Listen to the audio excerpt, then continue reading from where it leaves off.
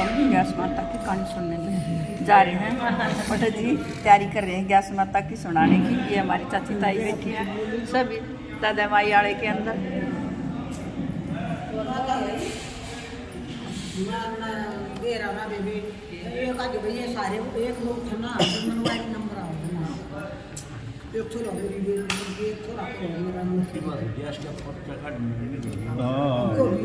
सभी तैयारी में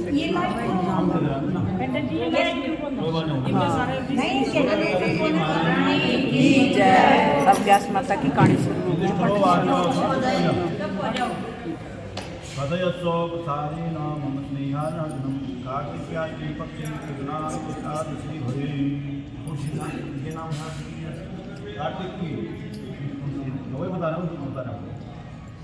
युधिष्ठिर राजा बोले कि हे राजन, कार्तिक कृष्ण पक्ष की एकादशी का क्या नाम है? यह मेरे ऊपर स्नेह करके भी प्रसन्नता पर मुझे कही। तब भगवान बोले कि कार्तिक कृष्ण पक्ष में रमा नाम की सुंदर एकादशी होती है। इसको मैं कहता हूँ, तुम इसको ध्यान में रखिए, सुनो। यह सब पापों को हरने वाली है। हे राजन, इसका महत्व मैं तुमसे कहता हूँ। प्राचीन समय में मुचुकुंद नाम का एक राजा था। उसकी इंद्र से बड़ी मित्रता थी। यम, वरुण, कुबेर और विभीषण से भी इसकी मित्रता से हो गई। हे राजन, वह राजा विष्णु का भक्त और बड़ा सत्यवादी था। धर्म पालन करते हुए उसका निष्कंटक राज्य हो गया। उसके घर में बेटी थी, उसका नाम चंद्रभागा था। उसका चंद्रसेन के बेटा शोभन के साथ विवाह हो गया। इंद्रेंद्र और शोभन कभी अपने ससुर के घर पर आए। उसी दिन पवित्र एकादशी का व्रत आया। व्रत का दिन आने पर चंद्रभागा विचार करने लगे कि हे ईश्वर, क्या होगा? मेरा पति तो बहुत निर्बल है, वह भूख को सही नहीं कर सकता है और मेरा पिता का शासन बहुत कठिन है। दशमी को गौड़ी पिटवा देते। एकादशी के दिन भोजन नहीं करना चाहिए। रुक्मिणी का शब्द सुनकर के शोभन अपनी स्त्री से बोला कि हे कांते, अब मुझे क्या करना चाहिए? हे शोभन, जिसकी करने से मेरा जीवन नष्ट न हो, ऐसी मुझे शिक्षा दो। चंद्रभागा बोले कि हे विभो, मेरा पिता के घर में कोई शोभन नहीं करता।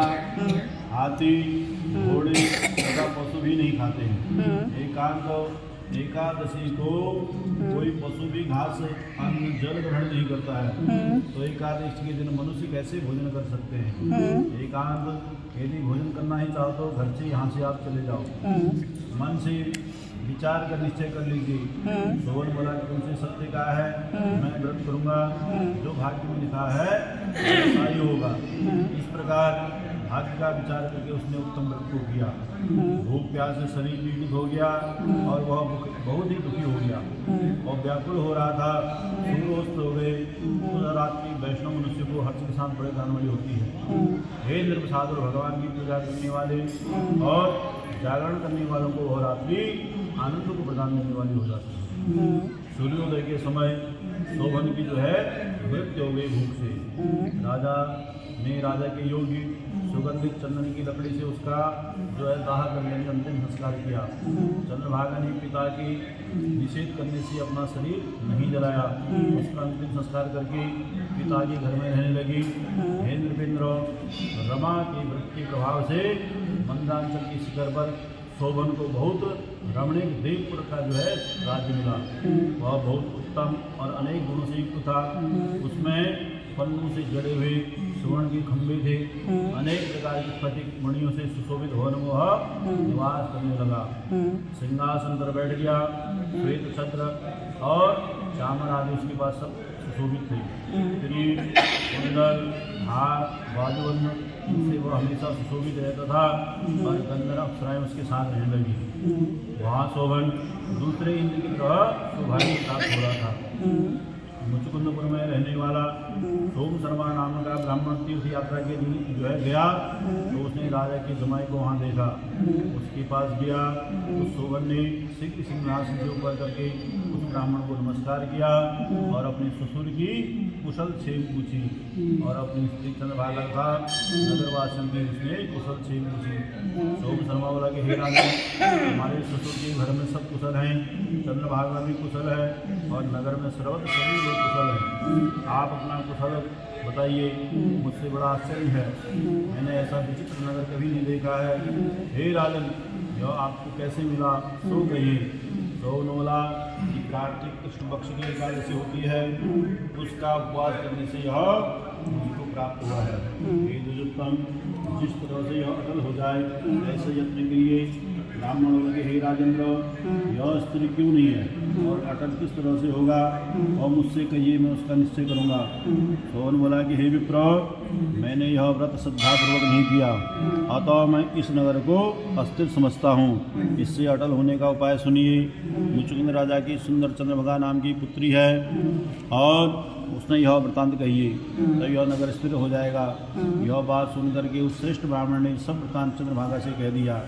ब्राह्मण का वचन सुनकर के चंद्रभागा आश्चर्य से प्रफुल्लित हो गए और ब्राह्मण से बोले कि हे ब्राह्मण, जो कह रहे हो यह वृतांत प्रत्यक्ष है अथवा स्वप्न में आपने यह देखा। सोम शर्मा बोला कि पुत्री, तुम्हारे पति को मैंने महामन अपनी आंखों से देखा है और देवताओं के समान उसका प्रकाशवान पूर्व मैंने वहाँ देखा। उसने उसको अस्थिर बताया है, इसकी अटल होने का उपाय करो। चंद्रभागा बोले कि हे विप्रवत्स, मुझको पति के दर्शन की अभिलाषा है और तो मुझको वहाँ ले चलिए। हे द्विज, अपने व्रत के पुण्य से मैं उस नगर को अटल कर दूँगी। जिस प्रकार हम लोगों का मिलाप हो जाए ऐसा उपाय करिए। विष्णु भी मिलाप कराने से बड़ा पुण्य प्राप्त होता है। यह सुन करके सोम शर्मा उसके साथ चला गया और मंत्रांचल पर्वत के समीप वामदेव के आश्रम में सोम शर्मा गए। वामदेव ने उनका कहा हुआ सब वृतांत सुना। उज्ज्वल प्रभागा का वेद मंत्र से अभिषेक किया। ऋषि के मंत्र से प्रभाव, एकादशी के व्रत के प्रभाव से चंद्रभागा का दिव्य शरीर हो गया और दिव्य गति को प्राप्त हो गई। प्रसन्नता से प्रफुल्ल नेत्र के भी अपने पति की अपनी आई हुई स्त्री को देख करके बड़ा प्रसन्न हुआ और उसे बुला करके अपनी तरफ उठा लिया। और चंद्रभागा अपने पति से प्रसन्न होकर के सुंदर वचन बोली कि हे प्रांत, जो कुछ पुण्य मेरे पास है उसको सुनियो। जब मैं पिता के घर में 8 वर्ष की थी, अभी से मैंने एकादशी का व्रत विधिपूर्वक और श्रद्धायुक्त करने लग गई थी। उस पुण्य के प्रभाव से तुम्हारा नगर अचल हो जाएगा, महाप्रलय तक यहाँ कार्य पूर्ण होंगे। इस प्रकार वह अपने पति के साथ आनंद से रहने लगी। वह दिव्य रूप होकर के और सुख भोगने लगी। तो वह उनके साथ दिव्य रूप होकर के विहार करने लगा। रामायण एकादशी के व्रत के प्रभाव से वे मंदांचल के शिखर पर आनंद करने लगे। यह एकादशी चिंतामणि अथा कामधेनु के समान है।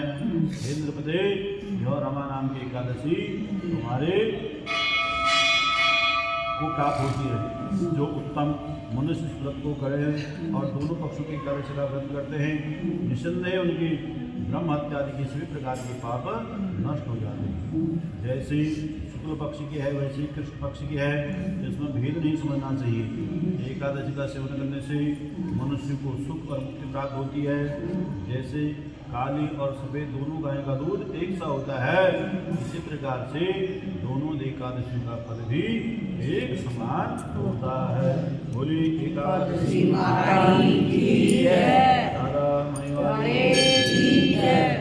अब इनके नाम सुन लेना जी।